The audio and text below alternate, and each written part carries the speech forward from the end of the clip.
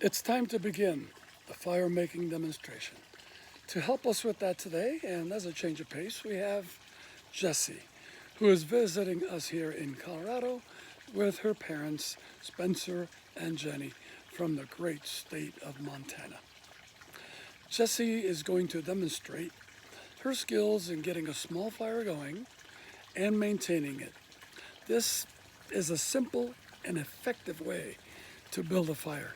There are many ways in which you can do it, but this way, I believe, will be most useful if you have to spend a night or two in the woods that you had not planned on doing. Of course. But before she begins, I want to show you a few things that we've done here. If you look at the bench, you'll notice some things that could be construed as tinder. I mentioned those as items that are quickly flammable. You see the leaves there that can be crushed and put on the fire. You also see steel wool on the right side. That steel wool is also flammable. But one of my favorites, of course, is that little votive candle. Easy to carry with you and useful in the field. Okay, now, for ignition purposes, we demonstrated yesterday, we have the flint and steel and the matches. And we're just simply going to use the matches today.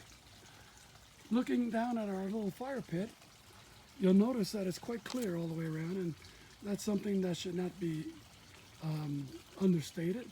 You want to make sure that it's free of debris. So even in the field, you want to make sure, at least for a couple of feet away from the fire, you don't have things that can quickly catch on fire, that are flammable. Then you notice the fuel, the firewood, is in various piles. Besides the tinder, which I've already spoken about, we have here kindling. Thin pieces of wood that are also quickly flammable. They can help us get things started. And next to that, you have increasing size of firewood to build your fire. And so we'll want to do that step by step so that the fire can grow to whatever size you would like to do.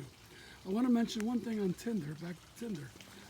I would encourage you to get online and Google that, because there are a lot of ways to provide for tinder. Things in nature, of course, but things you can also bring with you. So check it out online. It's worth the effort. Okay, I think we're ready to begin. And if you'll notice, we have placed a little bit of our magic ingredient, the fire paste, on top of the little logs that are there. And here's what the fire paste looks like. You can get something like this at your local outdoor adventure store. I usually, for my survival kit, put it in a small container, because you don't want to take that giant tube, but I put it in a little container like this. Okay, for our purposes, we put some on the log already, and now we're ready to ignite that. And then Jessie is going to demonstrate putting on a little bit of the kindling. So now that you know about the kind of fuel you should collect and the kind of tinder you can use, we're ready to start practicing in a safe situation. Be sure, kids, that you ask your parents about where you can practice building a little fire. You don't want to do it just anywhere. But now we're going to have Jessie light the fuel that we put on there, which was the fire paste. It beats having to find dry tinder or take a lot of other things around. This thing lights quickly and easily. If you'll notice, has already put a little other tinder, some leaves there, and a few kindling, a little kindling with some sticks in the place that she's going to light it. Okay.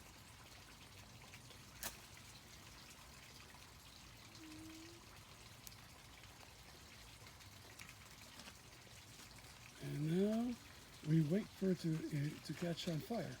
We don't want to suffocate the fire, which means we don't want to put so much firewood on it that oxygen cannot reach it. So she's going to start putting some more twigs on it, laying it across. And notice how long this fire paste burns very nice for building fire.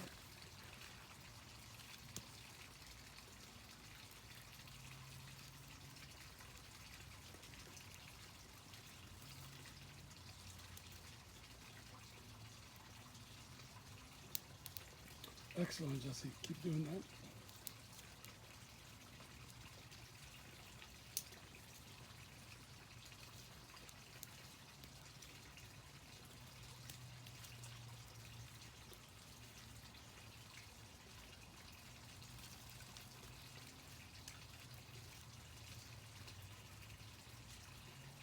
And notice Jesse's waiting in between to let the fuel catch on fire so as not to suffocate it.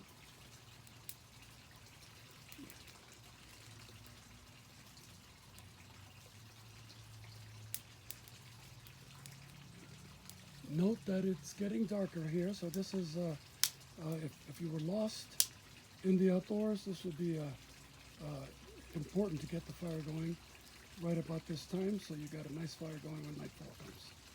And doing a super job, and she is very calm in doing it. Very important when you're in the outdoors. As I said earlier, 80% of people that are lost, including adults, panic when the outdoors. Why? Because they haven't practiced skills like building a shelter, building a fire, and signaling.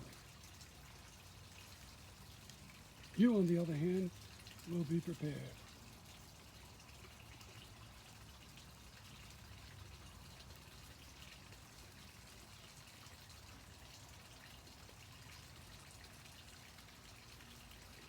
Patience is the key.